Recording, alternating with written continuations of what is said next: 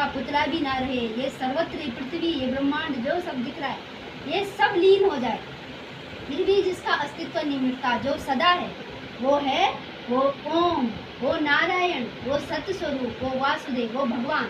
ये भगवान की परिभाषा है। भगवान भगवान करते हैं ना, उस भगवान की फुल फॉर्म यही है, जिसका कभी प्रलय नहीं होता, जिसका कभी जो कभी मिटता नहीं है, सदा रहने वाली जो चीज़ है वो है ईश्वर चीज, वो है ईश्वर, वो है भगवान, वो है अपना आपा। तो उसमें मन लगाना ही हमारा समय सार्थक करना है। अगर हमने नश्वर चीज़ों से मन लगाया तो हमको बदले में दुख ही पहुंचाएगा, क्योंकि उन चीज़ों से हमारा मोह हो जाता है, और फिर जब वो चीज़ें छूट रही होती हैं फिर हमको दुख होता है, और उसी के चक्कर में हम जन्मों जन्मों काट देते हैं, है ना। तो इतना हम उस शाश्वत से प्रीति करें जो हमेशा रहने वाली, इसका रोज़ हमको अभ्यास करना है। देखो हम ना बचपन से हमने चाय नहीं पी होती है, जब हम गुत्तू से रहते चाय पीते, माँ का दूध पीते, धीरे धीरे हमको चाय का चस्का लगाते हैं। आज हम चाय में एक्सपर्ट हो चुके हैं। हम चाय का समय होता है हमको बेचैनी होने लगती है, आज चाय नहीं पी। किसी को तो ऐसी आदत होती है सर दर्द चालू हो जाएगा, उसमें चाय नहीं पी। अपनी अपनी प्रॉब्लम है सबकी, किसी का कुछ किसी का कुछ, है ना। पीनी होती है ना, थोड़ा चस्का लगाया होता है। अब कैसे चस्का लग जाता है कि छूटती नहीं है ना। ऐसे ही शराबी के देखो कैसे कैसे लोग होते हैं कि उनसे शराब नहीं छूटती, उनके घर बर्बाद हो जाते हैं, वो परेशान हो जाते हैं, पर वो शराब को नहीं छोड़ पाते, ऐसा चस्का लग जाता है। जबकि शराब पीने में टेस्टी थोड़ा लगती होती है, अजीब सी होती है, उसका टेस्ट तो कड़वाहट भी होगा, क्योंकि बोलते हैं जिन लोगों से सुना है थोड़ा अच्छी नहीं होती होती है, मतलब ऐसी टेस्टी तो नहीं होगी कि रसगुल्ले की तरह मीठा मीठा लगेगा। लेकिन जब उसको चस्का लग जाता है तो वो शराब कैसे बना देता है, उस शराब उसको ऐसी बना देती है कि मतलब उसको अपने से भी ज़्यादा प्यारी वो शराब लगती है। अपना शरीर उसको प्यारा नहीं लगता, ये बर्बाद हो रहा, अपना परिवार उसको प्यारा नहीं लगता, ये इतने कष्टवान हो रहे, उसको शराब इतनी प्यारी लगती है, ऐसा चस्का लगा देता है। तो कम से कम शराब जितना कड़वा तो ये वो भगवान, वो उससे अच्छा ही है। और ये हमारा खुद का अनुभव होता है कि जब भी हमको बात छोटी पग पग पे कोई भी परेशानी आती है, जब हमको लगता है कहीं सहारा नहीं, तो उसी की शरण लेते हैं ना। जब हमें लगता है हमारे हाथ का कुछ नहीं, तो हम उसको बोलते हैं कि भगवान बस तू ही, तेरी ही कृपा है भगवान, तू ऐसा कर देना। उसी से मांगते, उसी से बोलते हैं। हम इतना तो हम जानते हैं कि है हमारे भीतर कुछ, वो है ना, बस साफ साफ नजर नहीं आता, क्योंकि माया का इतना पर्दा पड़ चुका है हमारे भीतर, ऐसे संस्कार हो चुके हैं कि हमको नजर नहीं आता, दिखता नहीं।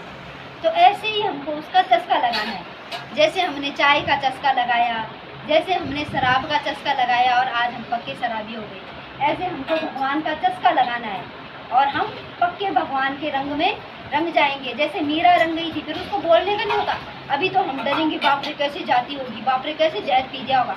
लेकिन जब प्रेम की पराकाष्ठा हो जाती है ना, तब वो चीज़ें खुद ही नहीं दिखती, कौन हो जाती हैं, उसको पता ही नहीं चलता। उसको पता नहीं, हम लोगों के लिए वो बहुत बड़ी बात लगती है, उसको पता नहीं चलता है। तो ऐसे ही जब हमारा प्रेम धीरे धीरे हम चलना शुरू करेंगे तो एक दिन दौड़ने भी लग जाएंगे। तो धीरे धीरे हम अपना ये दृढ़ निश्चय करें कि भगवान ही सत्य है, वो ही हमेशा रहने वाला है, और उसमें ही मन लगाना, परम शांति को प्राप्त करना है, परम संतोष तभी है। तो हम उसी के लिए अभ्यास करें। हम अपना ऐसा रोज़ का नियम बनाएं कि हम भगवान को कोई दिन ऐसा ना हो ईश्वर कि मैं तेरे को भूलूं, मुझसे तेरा विस्मरण हो, ऐसा कोई दिन न हो। अभी तो दिन की बारी आएगी, लेकिन धीरे धीरे ऐसा वक्त आएगा जब आप बोलोगे कोई पल ऐसा ना हो कि जब मेरा आपसे विस्मरण हो जाए। और पल क्या, उसके होने से ही अपना होनापन है, पहले तो वही है तभी सब कुछ है ना। तो उसके लिए समय लगाना ही हमारा समय सार्थक करना है। नहीं तो बाकी संसार में तो कितने राजा महाराजाओं ने कमाया होगा, कहाँ कहाँ राजा, कभी कभी तो ऐसा भी होता था कि आधे से ज़्यादा भारत का राज्य एक ही राजा के पास होता था, पर क्या आज वो राजा रहा? क्या आज उसका राज्य रहा? तो यहाँ हमको कुछ भी मिल जाए सोने की लंका, वो शाश्वत नहीं रहने वाली है। शाश्वत केवल भगवान का ज्ञान ही है, भगवान का नाम ही है, भगवान ही शाश्वत है। तो हम उसी में अपना मन लगाएं और उसी से प्रीति बढ़ाएं। तो रोज़ हम अगर कुछ नहीं कर सकते, मैंने बोला है मैं कभी लाऊंगी भी, मैं ला भी नहीं पाती हूँ, अपने पास एक माला रखी, तुलसी की हो चाहे कैसी भी हो, तुलसी की हो तो बहुत अच्छी है। तुलसी की माला रखने से तो वैसे भी कभी दुर्गति नहीं होती व्यक्ति की, अगर उसके गले में माला है तो। और फिर क्या करना है, उससे भगवान के नाम का जप करें, जो भी आपको पसंद है। कोई ज़रूरी नहीं आपने वासुदेवी जपना है, या कोई ज़रूरी नहीं आपने शिव जपना है। वो है तत्व से एक ही, जड़ सबकी एक ही है, बस शाखाएँ अलग अलग ही है ना। आप किसी को भी भजो, आप शिव को जपो, आप नारायण को जपो, आप राम को जपो, आप श्याम को जपो, वो आपकी मर्जी है, पर आप जपो जरूर, उसी का नाम जरूर लो, है ना। चादर होती है ना, तो एक कोना भी हाथ में आ गया तो पूरी चादर हमारे हाथ में आ जाती है। ऐसे आपने एक को पकड़ लिया तो पूरा परमात्मा आपके ही हाथ में, पूरा वही का वही, है ना। इसलिए हमको इस रास्ते पे चलना है। पहले हमको ये दृढ़ निश्चय करना है कि भगवान हम तेरे को कभी ना भूलें। रोज़ हमारा ये नियम होना चाहिए कि खाने से पहले हम नहा धो के थोड़ा भगवान के नाम का जप करें या कीर्तन करें, ये हमको करना ही करना है, ठीक है। प्रकृति को चैलेंज कर देता है, प्रकृति की कोई भी चीज़ आती है तो मनुष्य उससे उसका निवारण खोज लेता है। ऐसे ही हमको क्या करना है कि हमारे सामने कोई भी समस्या आए, सबसे बड़ी समस्या हमारे सामने ये जन्म मरण की ही है, इसके बराबर कष्ट नहीं होता कहीं। तो हमको इससे पार कैसे होना है, हमें उसके निवारण के लिए हमें खोजना है कि आखिर मैं हूँ कौन, आखिर मैं यहाँ का यहाँ रह जाता है, जिसको मैं कर रही हूँ, फिर भी जो बचता है वो है कौन। मुझे उस मूल तक जाना है। मैं किसको बोल रही हूँ, मैं क्या इस पंचभूतों के शरीर को बोल रही हूँ, मैं इस हाथ को बोल रही हूँ, ये तो मेरा हाथ है, मेरा बोलती हूँ मैं इसको, मैं हाथ है ऐसा नहीं बोलती हूँ, मैं सर हूँ मैं ऐसा नहीं बोलती हूँ, मैं पैर हूँ मैं ऐसा नहीं बोलती हूँ। तो ये मैं आखिर हूँ कौन मैं। तो ऐसे खोजते खोजते जब हम अपने मूल तक शांत जाते हैं तो हम परम सत्य तक खुद ही पहुँच जाते हैं, हम अपने मूल तक खुद ही पहुँच जाते हैं। और जब हम अपने घर में बैठ गए, अपने घर में आ गए, तो फिर काहे की टेंशन, घर में टेंशन रहती है क्या। बाहर तो कोई हमें लूट ले, कोई मार ले, कोई हमारा कुछ भी कर ले, अपने घर में तो कोई चिंता नहीं होती, बेफिक्र, चाहे सर्दी हो चाहे बारिश हो, आंधी तूफान कुछ भी आए। लेकिन हम अपने घर में आराम से, सर्दी आ गई तो रजाई ओढ़ के सोएंगे और गर्मी आ गई तो एसी चला के सोएंगे, है ना। ऐसे ही हमें अपने घर में घुस जाना है। इस घर में घुसने के लिए ही हमारा ये मनुष्य जीवन है। तो बोलो भगवान, बोलो नारायण भगवान की जय जय, महा जय जयकार हो उस ईश्वर की जो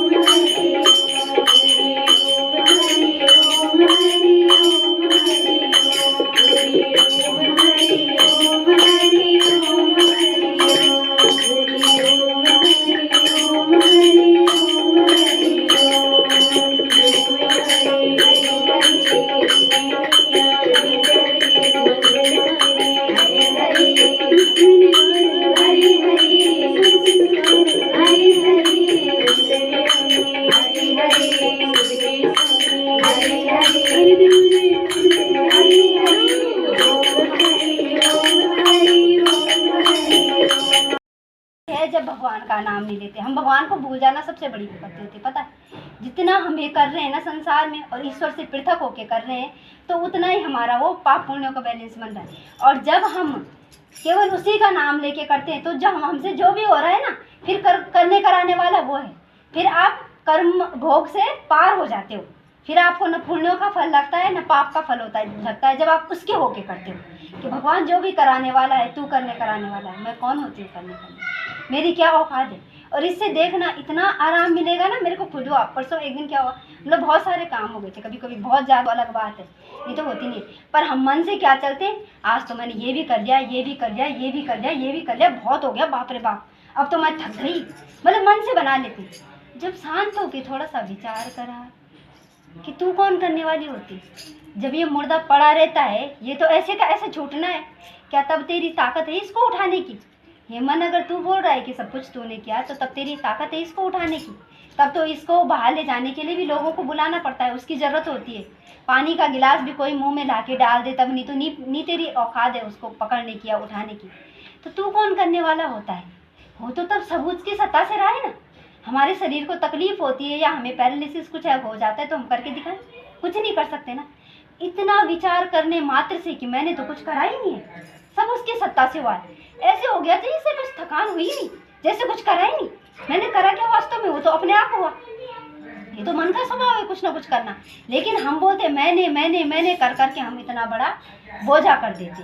तो हमें हमेशा इस जीवन में अपना ये पाठ याद रखना है कि हम कुछ करने वाले नहीं हैं, सब कुछ करने कराने वाला वो है। वो उठा रहा है तो हाथ सहजता से उठ रहा है, वो बुला रहा है तो मुंह सहजता से बोल रहा है, वो चला रहा है तो पैर सहजता से चल रहे हैं। और जब हमारी क्षमता नहीं होती तो हमारा हाथ ही नहीं उठ पाता, हमारी कमर ही नहीं उठ रही है, हमसे उठा ही नहीं जा रहा, हमसे खाया ही नहीं जा रहा, खा रहा है तो पचा ही नहीं जा रहा, हमको भूख ही नहीं हो रही, कितनी चीज़ें होती। तो जब सब करने कराने वाला वो है, उसकी सत्ता से ही सब हो रहा है। इससे कभी अपने आप को कर्तापन के भाव में नहीं लाना कि मैंने करा। कुछ बड़े से बड़ा कार्य भी आपके द्वारा हो जाए तब भी कुछ नहीं, भगवान सब कुछ करने कराने वाला तो तू ही है। तो आप हल्के हो जाओगे और आप उन कर्मों के फलों को नहीं भोगोगे। जैसे होता है ना, भले का भलाई फल मिलेगा और बुरे का बुराई, तो उन फलों से आप परे हो जाओगे। सब कुछ करने कराने वाला तो मेरा गोविंद है, मेरा नारायण है, मेरा हरि है, जो भी है ना, सारे उसी के नाम। तो ऐसा करने से हम एकदम भारहीन हो जाते हैं, हल्के हो जाते हैं। हरि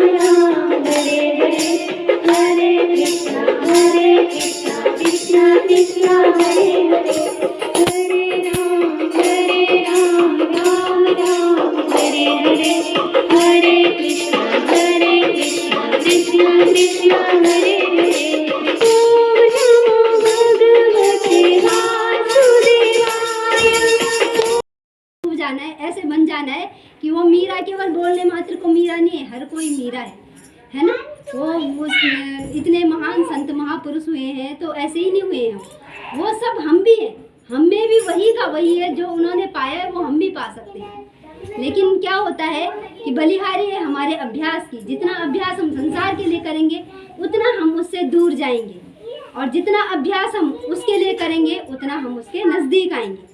तो संसार का अभ्यास, इसका मतलब ऐसा नहीं कि संसार के कार्यों को छोड़ने के लिए मैं कभी नहीं बोलती, कोई भी नहीं बोलता है, क्योंकि संसार से शरीर है, संसार, इस शरीर का संबंध इस संसार से है, इसको पालने पोसने के लिए इस संसार की आवश्यकता है। लेकिन उस संसार को कैसे समझना है?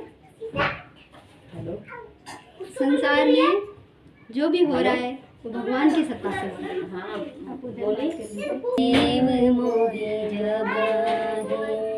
सन्मुख होय जीव मोहि जब जन्म को सही तब जन्म को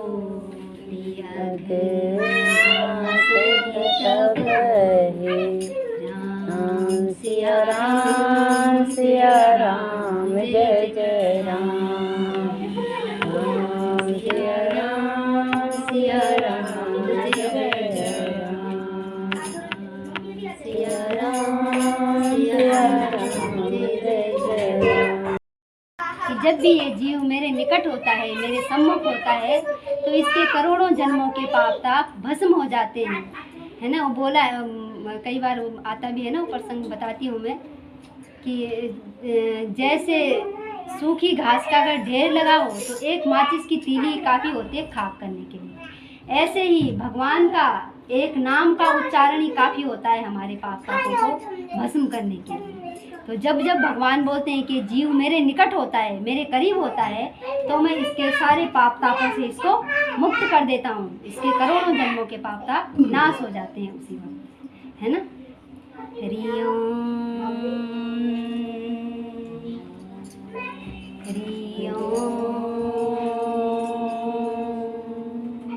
बीच में वो कट हो गया, कुछ था वही है। अपना स्वामी तो वास्तव में वही है ना। मीरा की तरह हो जाए हम। मीरा ने कैसे बोला था कि ऐसे वर को मैं क्या वरूँ जो उपजे और मिट जाए। वो पैदा होगा तो एक दिन मिट जाएगा।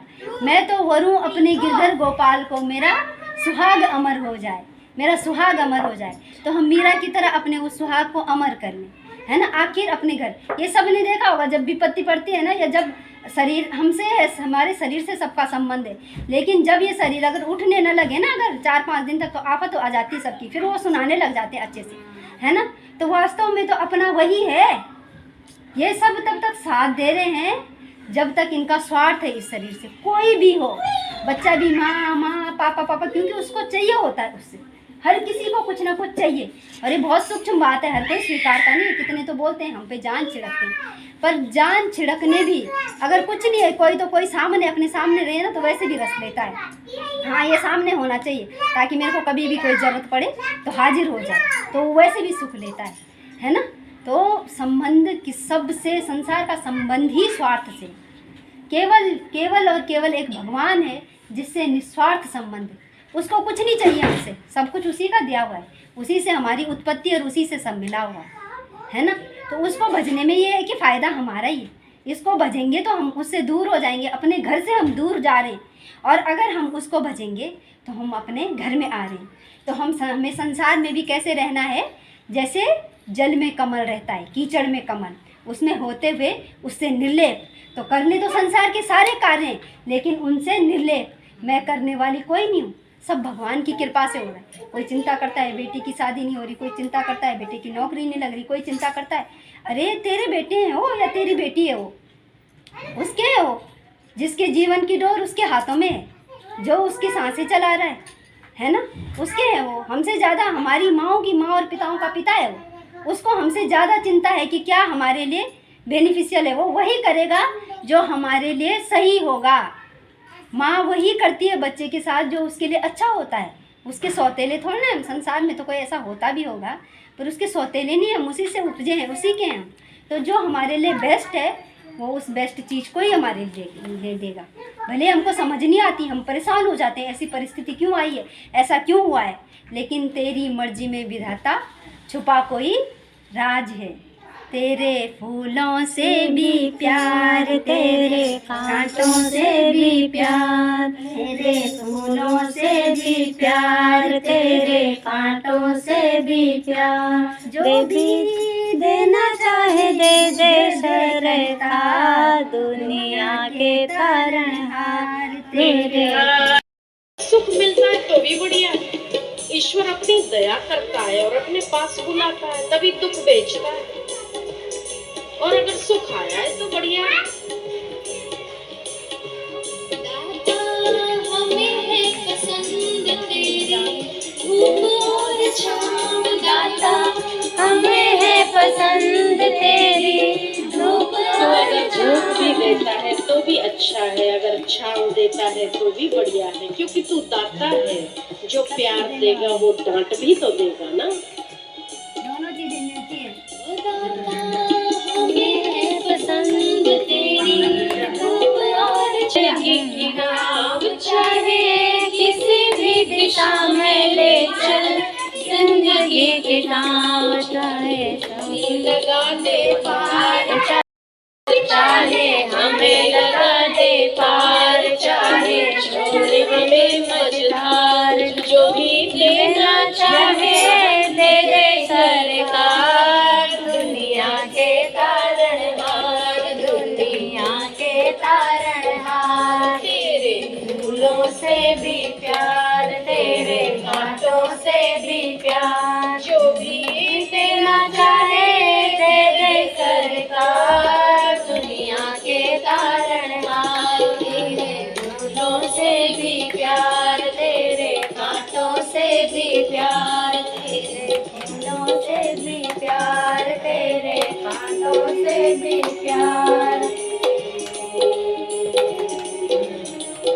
हम तो केवल भगवान के प्रेम में डूबे संसार सागर में क्या डूबना सबको दिखता है, कर लेंगे सब जाएंगे, अपने आप जाते हैं, हम तो उसमें डूबे हैं।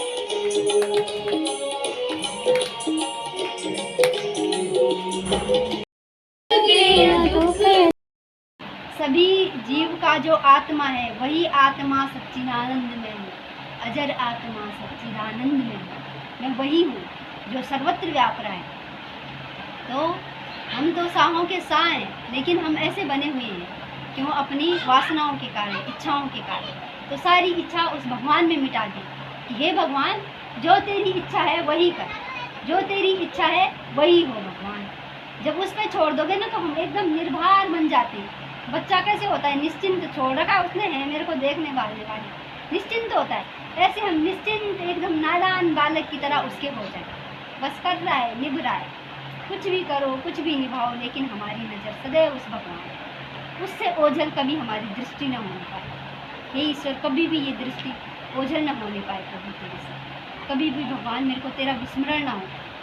तेरा विस्मरण होने से पहले भगवान तू ये सांसें ले गई, और तू अपना विस्मरण मत करवाना बस, क्योंकि भगवान हर जगह सौदा घाटे का है।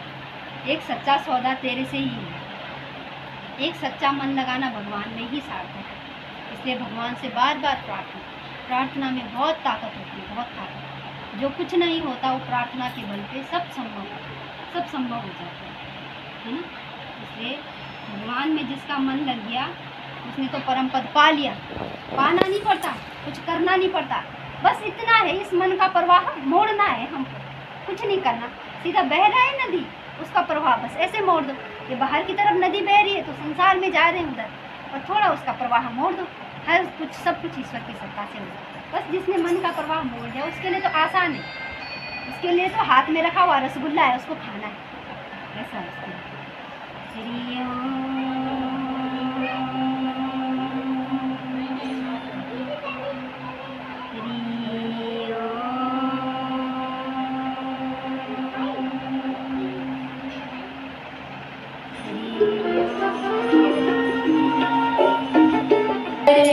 गोपाल वो हमारी इंद्रियों का पोषण करने वाला है, और इसी में हम विश्रांति पाते हैं।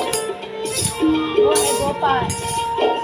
पाल मतलब इंद्रियों को सत्ता देने वाला, और इसमें जिसने हमारी इंद्रियां विश्रांति पाई वही गोविंद है, वही गोपाल है।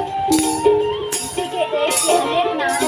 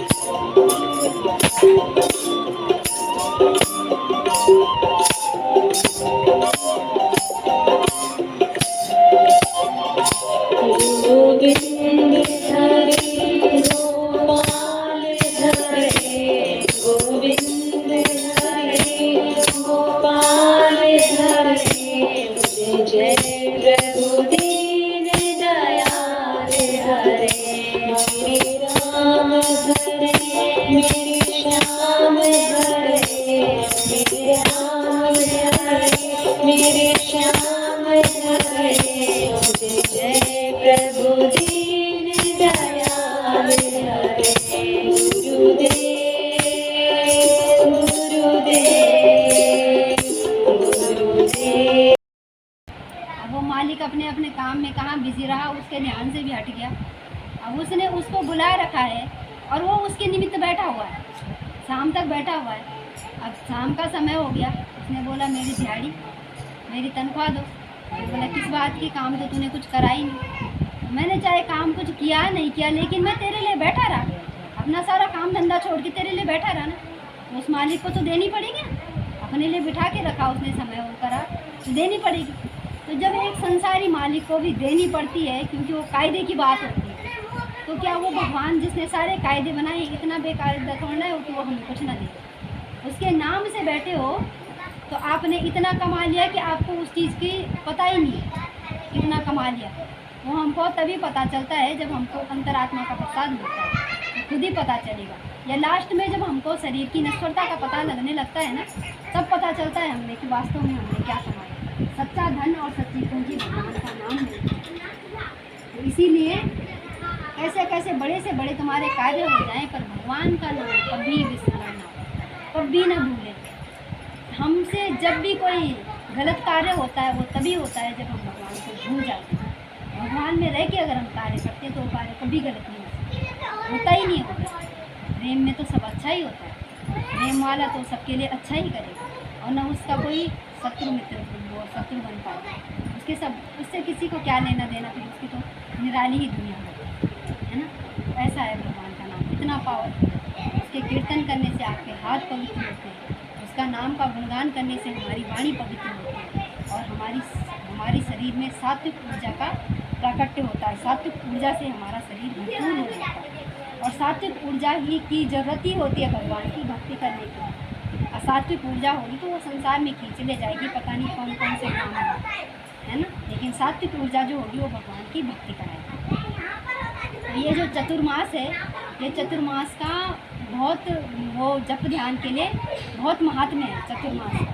तो चतुर्मास में अपना नियम, वैसे तो व्रत तो सभी करते होंगे, आजकल सोमवार के व्रत तो करते हैं, और इसका मूल कारण ये भी है सभी करें वैसे व्रत, क्योंकि आजकल बरसात में हमारी जठराग्नि मंद हो जाती है, तो खाना भी अच्छे से पचता नहीं है, और वो आप ऐसा खाओगे तो वो खाना जो है हमारे शरीर को व्याधियाँ देगा, ज़बरदस्ती आप बिना भूखे खाओ। तो एक दिन व्रत रहने से जो हमने ऐसा वैसा कुछ खाया भी है वो कच्चा रस भी भस्म हो जाता है, और कच्चा रस भस्म होगा तो आपकी सारी बीमारियाँ दुख तकलीफें भी दूर होती हैं। तो इसलिए ये हफ्ते में एक व्रत जरूर किया करें, क्योंकि जठराग्नि की मंदता होती है। और खाने से पहले आजकल अदरक के बारीक बारीक टुकड़े काट के उन पर नींबू निचोड़ के और थोड़ा सेंधा नमक डाल के खाने से पहले 5-7 पीस हो लो, तो उससे क्या होगा, हमारा भोजन अच्छे से पचेगा, है ना। और अनावश्यक बिना भूख का खाना ना खाएं। जो बिना भूख का खाना होता है वो रोगों को उत्पन्न करता है, पचता नहीं है फिर सही से। और दूसरी बात है, अभी चतुर्मास में जो है भूमि पे शयन बहुत वो लाभकारी माना जाता है ना। तो हो सके अगर किसी की ऐसी व्यवस्था है तो भूमि पे शयन करें चतुर्मास में, तो बहुत अच्छा है। भूमि पे शयन करना, व्रत करना, नहाना, जो हम नहाते हैं ना तो साबुन से कितने ही वो ख़त्म होते हैं, कीड़े मकोड़े नाली में रहते हैं। तो सात्विक स्नान, रोज़ रोज़ साबुन से नहीं नहाना, उससे हमारा शरीर भी पावन होता है। उबटन से स्नान करें, थोड़ा आंवले का पाउडर वगैरह हो अगर उसको मिला लें, और बेसन वगैरह मिला के ये सब करके अपना बदन रगड़ें, पूरा स्नान करें। नहीं सात्विक आजकल उबटन से स्नान करें, तो इसका बहुत भारी महत्व होता है उबटन के स्नान करने का। उबटन से ही स्नान करें चतुर्मास में जहाँ तक संभव। कभी कभार इतनी वो है आपको आवश्यकता लगे साबुन की तब, नहीं तो उबटन से क्या होता है, हमारे सारे रोमकूप खुल जाते हैं, और जितने हमारे शरीर के रोमकूप खुलेंगे उतने अच्छे से इसको ऑक्सीजन मिलेगी, और ऑक्सीजन मिलेगी तो शरीर भी स्वस्थ होगा, और भगवान में मन भी लगेगा, भगवान की प्रीति भी बढ़ेगी, है ना। तो से स्नान किया, और हमने क्या किया, ओम का गुंजन भी करा। आप लोग लेट आए, आप लोगों का रह गया, हमने खा लिया।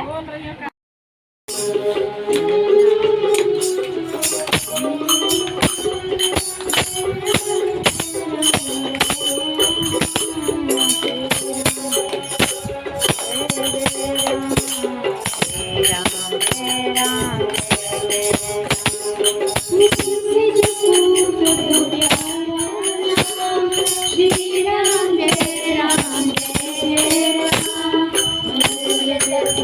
Ram,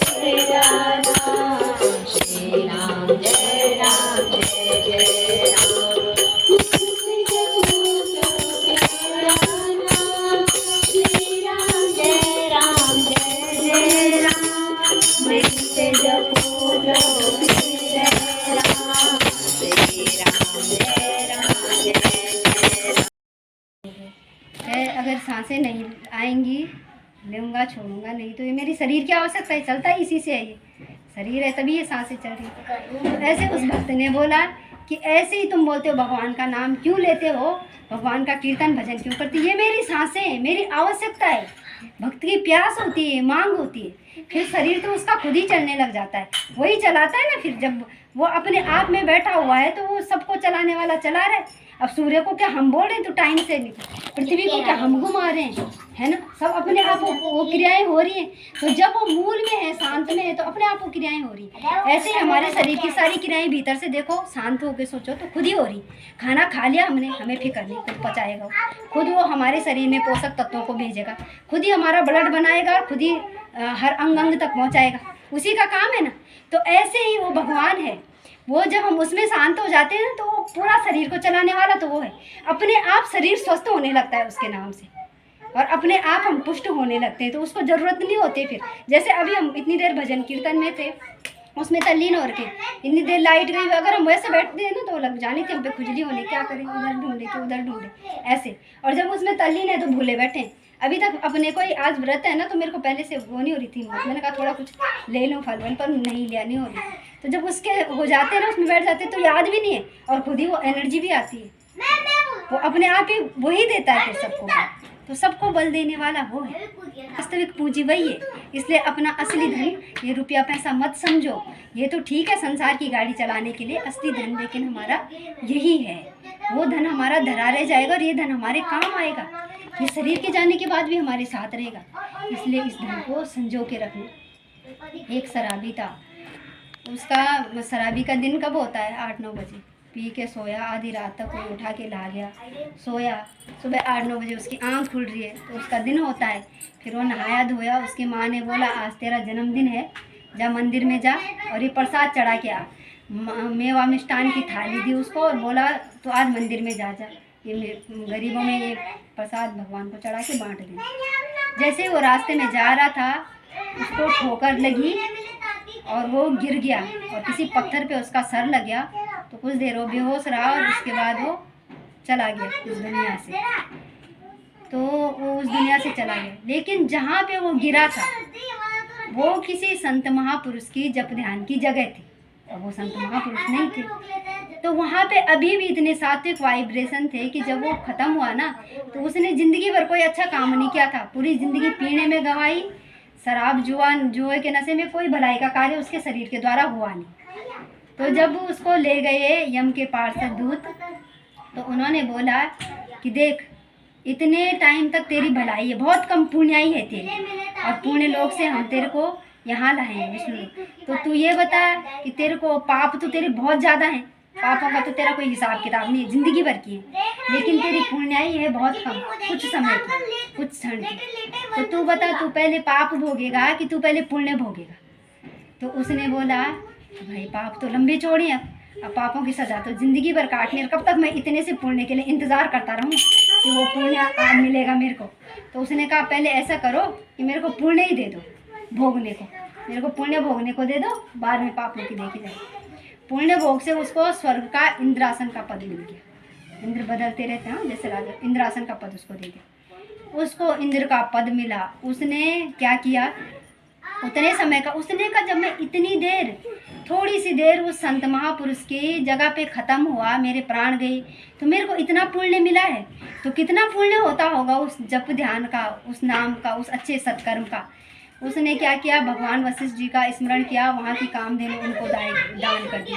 किसी को स्वर्ग की जितनी भी आलीशान चीज़ें थी, संत महापुरुषों का, ऋषियों का ध्यान किया और सबको दान दे दी, सबको दे दी। उसने कहा जब एक सेकेंड, इतनी देर का मेरा इतना पुण्य हुआ, तो मेरे को तो कुछ क्षण का है, फिर मेरे को पाप ही भोगना है, उधर कष्ट में जाना है। उसने जो था उसके पास, उसने व्यापकता में लगा दिया, सब दे दिया, दान कर दिया। उसके बाद उसको पाप तो उसने कर दिया अपने बसा। उसको फिर क्या हुआ, वो बलि के अवतार में पृथ्वी पे अवतरित हुआ।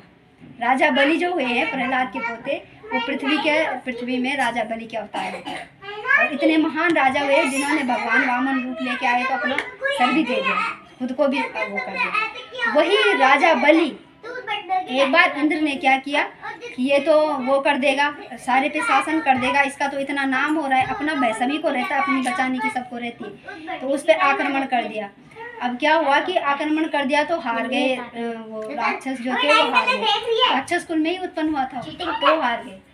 तो क्या हुआ, अब बलि ने क्या किया, बलि तो विवेकवान था ही, पहले की उसकी पुण्याई थी, राजा का पद उसको मिला जिसके कारण फिर वो विवेकवान था, तो उसने कहा ये तो समय की धारा में सब बहने वाला है, कल ये राजकाज मेरा, आज ये राजकाज मेरा था, उससे पहले मेरे दादा दादाओं का था, कभी किसी का कोई आज तक यहाँ रहा नहीं है, आज ये मेरा भी नहीं रहा, इंद्र ले गया, पता नहीं कल किसके नसीब में है, तो ये सब तो एक दिन हो के मिटने वाला है, मैं इसका क्या करूँगा। उसने क्या किया, जैसे उसको लगा हार गए, वो चुपचाप एकांत में चला गया। तो इन लोगों के पास ना सूक्ष्मता में शक्ति भी होती है, वो सारी शक्तियाँ अपने भीतर पड़ी रहती हैं, लेकिन क्या है कि हमारी बहिर्मुखता के कारण वो शक्तियाँ प्रकट नहीं होती। उसने उसका वेश बनाया, इस चिंतन करके गधे का वेश बनाया, गधे का वेश बनाया और एक ऐसी जगह पे छुप गया सुनसान खंडर में, जहाँ उसको कोई ना पहचान सके। अब उसने कहा मनुष्य का शरीर रहेगा तो भाई नहाने धोने की भी समस्या, 1 नंबर 2 नंबर करने की भी समस्या, जहाँ कहाँ ऐसा तो कर नहीं सकता है, मनुष्य की कुछ मर्यादाएं सीमाएं हैं। तो उसने कहा पशु का रूप धारण कर लूँगा तो कहीं भी न 1 नंबर 2 नंबर की समस्या, न खाने पीने के लिए इतनी चिंता, घास वास कहीं मिल जाएगी, कहीं पानी भी मिल जाएगा। उसने एक न कोई डिस्टर्ब करने वाला होगा, पशु को कौन डिस्टर्ब करेगा, संसार में शरीर रहेगा तो सबको इससे काम है, इसको सब खींचेंगे, लेकिन उसको कोई नहीं, एकांत में रहूँगा तो नहीं खोजूँगा। ऐसे गधे का रूप धारण करके एकांत में चला गया। तो इंद्र ने कहा कि ये पद तो मेरा हो ही गया, इसका राज्य तो मैंने जीत ही लिया, लेकिन अब क्या होगा, भाई शत्रु है, कभी भी आक्रमण कर सकता है, कभी भी मेरे को ललकार दिया और फिर से मेरे को हरा के अपना राज्य, क्या मेरा राज्य भी ले लिया, तो उसको ऐसे जिंदा छोड़ना उचित नहीं है। उसको कहाँ है, उसकी खोज में निकल गया, मैं इसको मारूंगा, उसकी खोज में निकल गया। उसने छान मार ली बहुत जगह पर, उसको नजर नहीं आया वो बलि कहाँ गया। वो गया ब्रह्मा जी के पास, उसने ब्रह्मा जी को बोला कि ब्रह्मा जी ऐसी ऐसी बात है, ऐसा हो गया, वो छुप गया है, देर सवेर दुश्मन है, कभी भी हमला बोल सकता है, मेरे को उसको ख़त्म करना है। तो ब्रह्मा जी बोल, देखो जिसको कुछ वासना नहीं होती ना, उसका चिंता सबको होती है, भगवान को भी होती है। तो भगवान ब्रह्मा जी ने बोला तुम मेरे पास आए हो उसका पता मांगने के लिए, ठीक है मैं तुमको पता तो बताता हूँ बलि का, लेकिन बलि मारने योग्य नहीं, तुम उसको मारना मत, मैं उसका पता तुमको तभी बताऊंगा, तुम उसको मारना मत, मारने योग्य नहीं है बलि।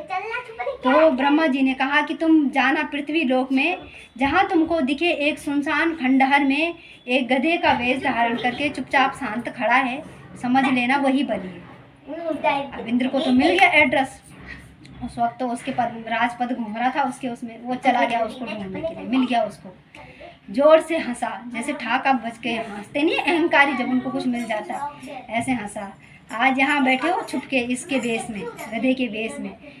तो बलि ने बोला कि जो मैं चाहूँ तो अभी मेरे में इतनी ताकत है कि एक लात मार के तुमको कहाँ का कहाँ पहुँचा दूँ और अभी सारा राज्य वो ले लूँ, लेकिन जो राज्य हमेशा किसी का रहा नहीं है, जो नश्वर चीज़ें हो के मिट जाती एक दिन, उसके लिए मैं अब अपना समय क्यों बर्बाद करूँ। मेरे दादा परदादा भी उसको छोड़ के चले गए, आज तुम्हारा अधिपत्य हो गया, कल के दिन किसी और का तुम भी नहीं रहोगे, किसी और का हो गया, तो मैं इस नश्वर चीज़ को पाके क्या करूँगा। अब मेरे पास जो बचा हुआ समय है, इसको मैं इसका सदुपयोग करके मैं उस ब्रह्म का चिंतन कर रहा हूँ, ताकि मनुष्य का शरीर रहेगा तो सभी मेरे को तंग करेंगे, सभी खींचेंगे, इसलिए मैंने चुपचाप गधे का वेश धारण किया है ताकि मेरे को कोई डिस्टर्ब ना करे और मैं उस ब्रह्म के चिंतन में ध्यानस्थ हो रहा हूँ, उस भगवान के चिंतन में, भगवान के ध्यान में ध्यानस्थ हो रहा हूँ। तो हे इंद्र, तुम्हारी भी इसी में भलाई है कि भगवान का नाम जो हमेशा रहने वाला है उसका चिंतन करो। तो जो इंद्र उसको मारने के लिए ढूंढ रहा था, वो बलि की ऐसी अवस्था देख के कि ये तो उसका चिंतन कर रहा है उस चीज़ को छोड़ के, वो इंद्र बोलता है उसको प्रणाम करते हुए कि बलि तुम मेरी तरफ से निष्फिक्र हो जाओ, मेरी तरफ से तुमको कोई परेशानी नहीं होगी, मेरी तरफ से अब निश्चिंत रहना। जो मारने के लिए ढूंढ रहा था, दौड़ रहा था, तो ऐसा है जो भगवान का हो जाता है ना, शत्रु भी उसका मित्र हो जाता है, क्योंकि उसको कुछ नहीं चाहिए संसार से, वो भगवान का हो चुका है। तो सोचो इतना बड़ा बलि राजा जिसका इतना एक, वो भी भगवान का चिंतन करता है। राजकाज छोड़ के, पहले के राजा राजपाट छोड़ के 50 साल की उम्र में जल्दी से अपने बच्चों को या इधर उधर दे के ठोकर मार के चले जाते थे जंगलों में। कितनी तकलीफ होती होगी जंगलों में रहना, खाना, सोना। संत महापुरुषों की खोज में चल के अपना जीवन वो करने के लिए चले जाते थे, सार्थक करने के लिए, है ना। तो हम तो आज की डेट में वो सब नहीं कर सकते कि कहीं जाएं। कलयुग का इतना प्रभाव, भगवान की इतनी कृपा है कलयुग में कि बस वही है कि लोग लगते नहीं है इसमें। अगर लोग लग गए ना तो सबसे आसान ईश्वर की प्राप्ति करना इस कलयुग में, सबसे आसान भगवान की भक्ति करना इस कलयुग में। ऐसे साधन भी नहीं होते थे पहले लोगों के पास। अब इन साधनों का लाभ लेके हम उसमें विश्रांति पा सकते हैं, है ना। तो सबसे आसान है, मशीनों का ज़माना है, आप अपना आधा काम मशीनों के द्वारा जल्दी जल्दी निपटा सकते हो, है ना। तो उनसे जल्दी से जल्दी निकाल के अपना अमूल्य समय बचा के उस भगवान को देना ही हमारे जीवन की सार्थकता है, और यही हमारी असली पूंजी है। तो इस पूंजी को जोड़ने में ऐसे लग जाओ जैसे धन का लालची अपना धन जोड़ने में लग जाता है, बैंक में जमा करता, ये खर्च ना हो। ऐसे इस पूंजी को जोड़ने में हमें लग जाना है और ऐसे अपना जीवन सार्थक करना है। नारायण भगवान की जय। सत्संग महिमा की जय। महान महिमा है सत्संग की। सत्संग से मैंने बोला नहीं, सत्संग अमृतमयी वर्षा है। जैसे बारिश होती है ना, तो मैं बता रही हूँ जहाँ पे जैसा स्थान होता है, जहाँ पे जैसा पात्र होता है वैसा काम करती है। बारिश अगर खेत में पड़ेगी तो अन्न उपजेगा, लहलाएगा। बारिश अगर रोड पे भी पड़ेगी जहाँ कुछ नहीं है तो गोबर के दाल तो धोई डालेगी। बारिश अगर मोती में, सीपी में पड़ेगी तो मोती होगा। बारिश अगर नदी में पड़ेगी तो नदी बन के बहेगा। मतलब वो जहाँ भी पड़ेगी वहाँ वो उपकारी उपकार करेगी। ऐसे ही ये सत्संग है, ये उपकारी उपकार करता है। तीर्थ नहाए एक फल, संत मिले फल चार, और सदगुरु मिले अनंत फल, कहे कहत कबीर विचार। सदगुरु मतलब वही सत्य, मतलब वो सत्य स्वरूप ईश्वर, वो गुरु जिससे बढ़कर कुछ नहीं है। वो जिसको मिल गया तो उसको अनंत फल मिल गया, उसका ज्ञान जिसको सुनने को मिल गया तो आपको वो पुण्य मिल रहा है कि कहीं कुंभों में स्नान करने का भी वो पुण्य नहीं होता, कहीं तीर्थों में भी स्नान करने का वो पुण्य नहीं होता। तीर्थ थोड़ा ऐसे ज्ञान देंगे, ऐसे निर्मल तीर्थ नहीं बनाते जैसे सत्संग से बनता है। तो सत्संग की बड़ी भारी महिमा है। तो ये मत बोलना है कि हम राधे राधे करते हैं या हम कृष्ण कृष्ण करते हैं। जिसकी श्रद्धा जहाँ है वो माँ भी वही है, आदि शक्ति वही है। माँ की नाई वो हमारा पोषण करता है, हमारा ख्याल रखता है, इसलिए उसको माँ बोलते हैं। वही जगत अम्बा, जगत की जो माँ है वही जगदम्बा है, और वही वो नारायण है, नर नारी का जो अयन है। सभी जिससे उत्पत्ति, सबकी उत्पत्ति विनाश जिसमें होता है वही ओम स्वरूप, वो एक ही है, बस नाम अनेक है। जब उसको पहचानने की दृष्टि आ गई तो जब जिसकी नजर मूल में हो गई उसको पता है ये सब एक ही वृक्ष के फूल पत्ते हैं, पेड़ पौधे हैं, बीज हैं, एक ही वृक्ष से हैं सब, तो वो एक ही है। उसको जिस भी रूप में बचा वो एक का एक है, उसके नाम अनेक है। हरि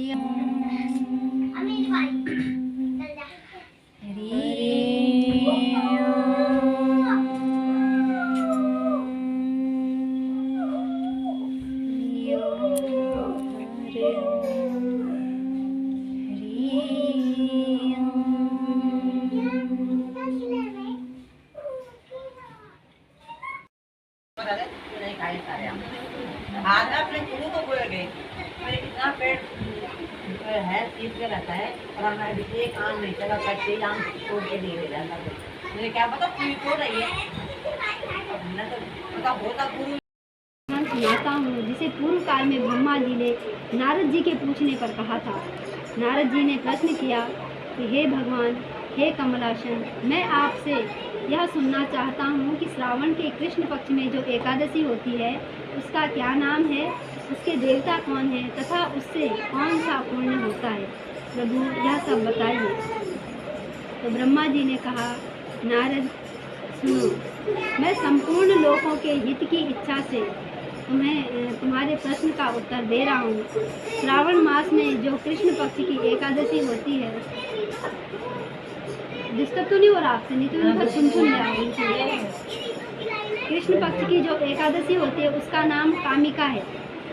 उसके स्मरण मात्र से वाजपेयी यज्ञ का फल मिलता है। उस दिन श्रीधर, हरि, विष्णु, माधव और मधुसूदन आदि नामों से भगवान का पूजन करना चाहिए।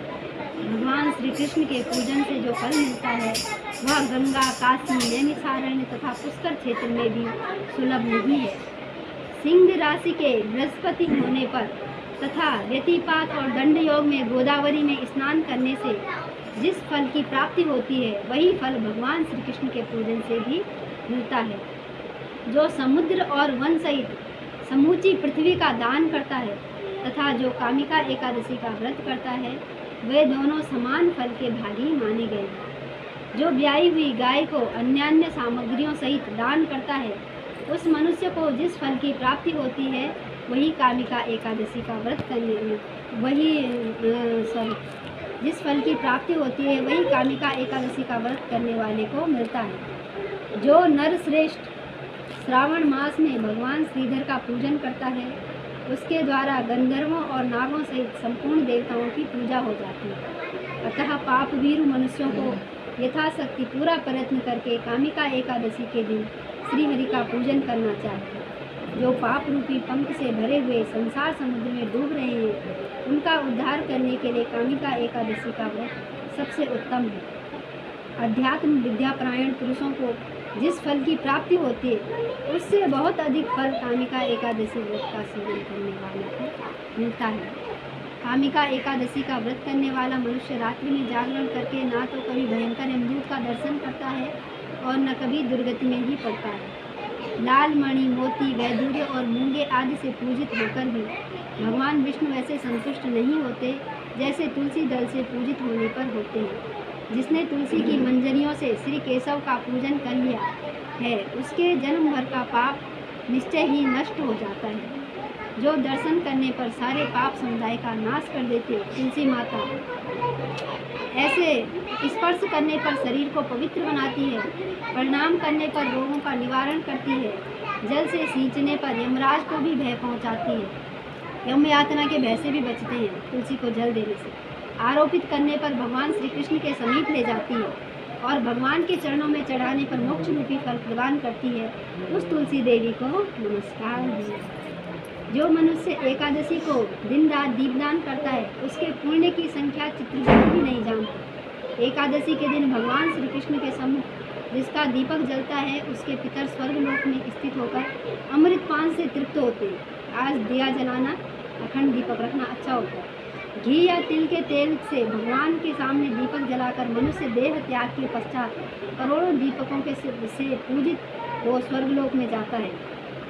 भगवान श्री कृष्ण कहते हैं कि युधिष्ठिर, यह तुम्हारे सामने मैंने कामिका एकादशी की महिमा का वर्णन किया है। कामिका सब पातकों को हरने वाली है, अतः मानवों को इसका व्रत अवश्य करना चाहिए। यह स्वर्गलोक तथा महान पुण्य फल प्रदान करने वाली है। जो मनुष्य श्रद्धा के साथ इसका महात्म्य श्रवण करता है, इसका महात्म्य सुनने का भी इतना बड़ा फल है कि वह सब पापों से मुक्त हो श्री विष्णु लोक में जाता है। बोले एकादशी मैया की जय, श्री नारायण भगवान की जय। तो आज क्या करें, नारायण। आज ज़्यादा जागरण नहीं तो 12 बजे तक ना, वैसे मोस्टली लोग जगते ही है 12 बजे तक। जग के थोड़ा अगर आप लोगों के पास माला है तो माला से उसके नाम का जप कर लो, नहीं तो ओम नमो भगवते वासुदेवाय आप कुछ भी गुनगुना सकते हैं, उसके नाम का जप करें। और दिया जैसे वैसे तुलसी में अगर नहीं भी जलाते हो तो आज ज़रूर जलाएं, उससे पितरों की भी सदगति होती है और इसका बहुत फल मिलता है। तो एकादशी महीने में 2 आती है, लेकिन जो बताया गया है गृहस्थ में है वो कृष्ण पक्ष की एकादशी का व्रत करें, है ना। एक कृष्ण पक्ष की ही उसको करनी होती है, उसका बहुत फल है। एकादशी सारे व्रतों का राजा है। लोग सोमवार का करते हैं, मंगल का करते हैं, बुध का करते हैं, लेकिन इन सारी चीज़ें तो उसके फूल पत्ते जैसे ऐसी है। एकादशी मूल है, एकादशी सारे उसका राजा है, व्रतों का राजा है। उठाते हैं इसको, किसने अभी भी उठा। मैं तो ये सोचती हूँ जब जागे तभी सवेरे।